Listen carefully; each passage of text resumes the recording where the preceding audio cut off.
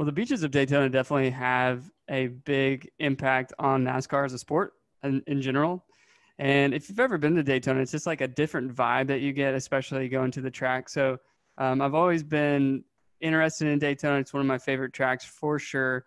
Loving history and all the things that happened there. I've just kind of gravitated to this being my first story. So I hope that you guys like it.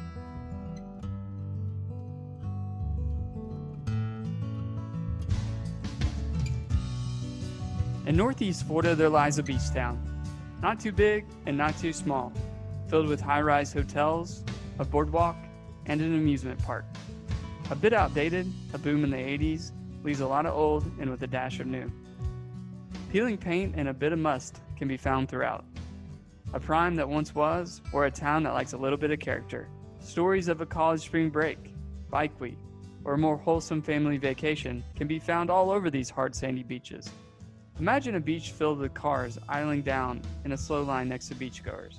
Cars with no destination, with no purpose, other than to say they drove this uncommon beach road, or to take in the sights as they head out to another reality. A town that once was, or still is, well, that's in the eye of the beholder. A smorgasbord of reasons can bring you, but what will keep you in Daytona Beach, Florida? For some, it's not the beaches at all. Just a short distance from the main hustle and bustle of vacationers lies a 180-acre complex drenched in racing history. The speed is like a punch from Cale Yarborough or Donnie Allison. The high banks will test your eyes as you follow a pack of 22,000 horses across the 2.5-mile superspeedway. A group of 123,000 of your like-minded peers standing alongside you, all with a different agenda. A sound so quick and deafening to leave you as quick as it came, a rumble through your chest, a swift wind through your hair. The smell pungent with rubber and gas as the big one unleashes its fury. The taste of a cold beer grasped from the cooler nestled between your feet. The track will test your senses and your emotions. The excitement of a photo finish, the win of an underdog, a crown jewel finally notched, and the tears of the loss of a legend. A track where you'll find a family business, a newcomer with a dream, and the best talent known to any steering wheel. Daytona International Speedway will keep you here. This will keep you coming to Daytona Beach, Florida.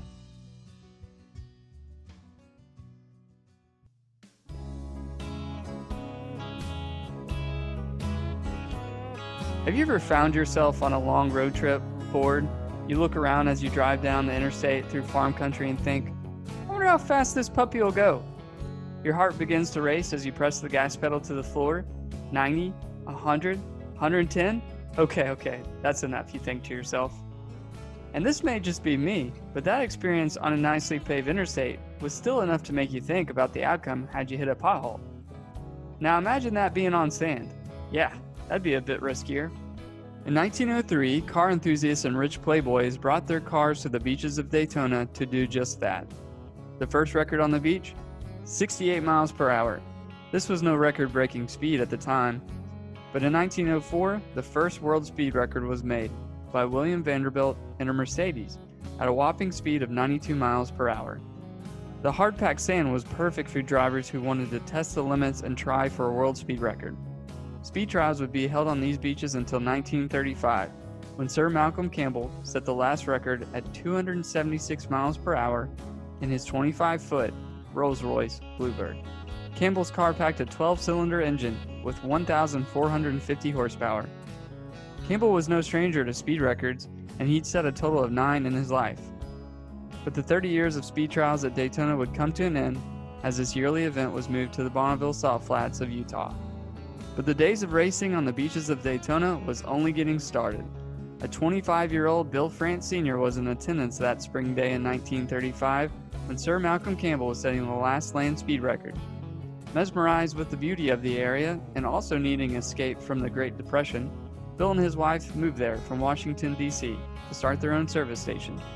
In 1936, the first ever Daytona Beach road course race was held. The 3.2-mile track proved to almost be impossible to pass on. Far from a success, the race was plagued with scoring disputes, technical protests, and ended a few laps short of what was planned. As there was no formal gates or grandstands, spectators were able to get a free show. The event lost so much money, the city of Daytona would never be involved in promoting another race. France, a racer at the time, finished fifth and became very interested in getting involved in promoting races. He saw the demand and the potential, but making it work for all parties was a code that was not easy to crack. France knew that the efforts of stock car racing would first need to be organized. Illegal car modifications, disputed scoring, and even promoters heading out of town with the prize winnings was allowing for a new sport in chaos. A decade of learning curves would begin.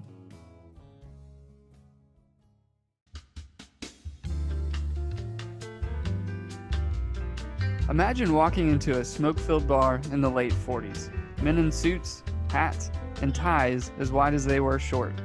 Music playing that could hardly be heard over the camaraderie of conversations being fueled by a little liquid courage. A pack of cigarettes could be found at every table with ashtrays with a mountain of butts, a sign that the occupants had been there a while. This particular bar was perched on the roof of a 3-story hotel just 200 yards from the beach.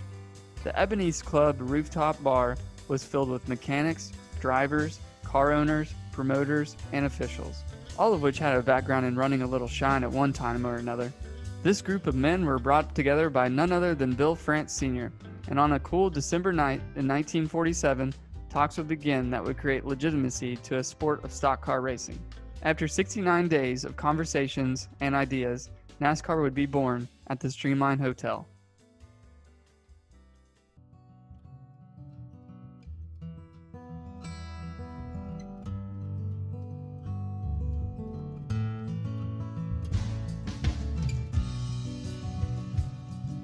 Over the next 10 years, the Daytona Beach road course was inhabited with names like Tim and Fonnie Flock, Buck Baker, Curtis Thomas, Fireball Roberts, and Lee Petty. Races oftentimes separating first and second place by over a minute. One event, 136 cars started. To this day, the largest field ever in a NASCAR-sanctioned race.